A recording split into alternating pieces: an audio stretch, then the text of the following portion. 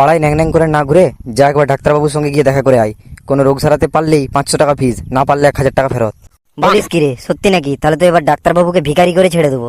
প্রতিদিন তাহলে ডাক্তারবাবুর কাছ থেকে খরচা পানি তুলে নেবো। ডাক্তারবাবু, আমি কাল থেকে যাই খাবার খাচ্ছি, কোনো খাবারের নুন ঝাল টক কোনো স্বাদই বুঝতে পারছি না। কি হয়ে গেছে আমার? এই কাঁচের শিশির ওষুধটা একবার মুখে ফেলে দেখ, তোর সব রোগ ঠিক হয়ে যাবে। ছেড়ে দে ভাই, একদম ছেড়ে দে। এটা পুরো লঙ্কার গোলা জল, প্রচন্ড ঝাল। তাহলে এবার খাবারের স্বাদ চলে এসেছে জিভে, মানে 500 টাকা বের করে আমার ফেসটা মিটিয়ে দাও ভাই। 1000 টাকা পাওয়ার চক্করে 500 টাকাটাও চলে গেল। আমি একদম সুদ সমেত এটা ফেরত নিয়েই থাকবো। ডাক্তারবাবু, কাল থেকে আমি কিছু কানে শুনতে পাচ্ছি না। লাল জামা পরা ভাই, তোমাকে তো ওই ওষুধটা খাওয়ালো, তুমি এবার ওই ওষুধটা ওকে খাইয়ে দাও। থাক ভাই থাক, তোকে আর খাওয়াতে হবে না। আমার কানে জানিনি কেন এখন থেকে একটু একটু শুনতে পাচ্ছি।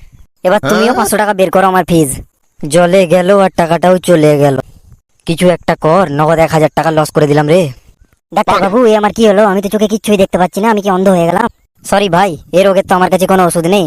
এই নাও তোমার 1000 টাকা। বোকা পেয়েছেন নাকি? কাগজ দেখিয়ে বলছেন টাকা? আমরা যে কড়কড়ে নোটগুলো দিয়েছি সেগুলো দিন। এই তো মানিক জোর, তোমাদের সব রোগ সেরে গেছে। তুমি এবার টাকা আর কাগজ চিনতেই পারছো দেখে। ভাই আর চেষ্টা করে লাভ নেই, মানে টাকাটা দিয়ে কেটে পড়। ডাক্তারবাবু, ফকির হয়ে গেছি, এই 2 গরিবকে 20 টাকা দিন, অন্তত টোটো ধরে বাড়ি যায়। মানে কেটে পড়। আর যদি কোনোদিন আসিস, হসপিটালে পার্মানেন্ট সদস্য করে ছেড়ে দেবো।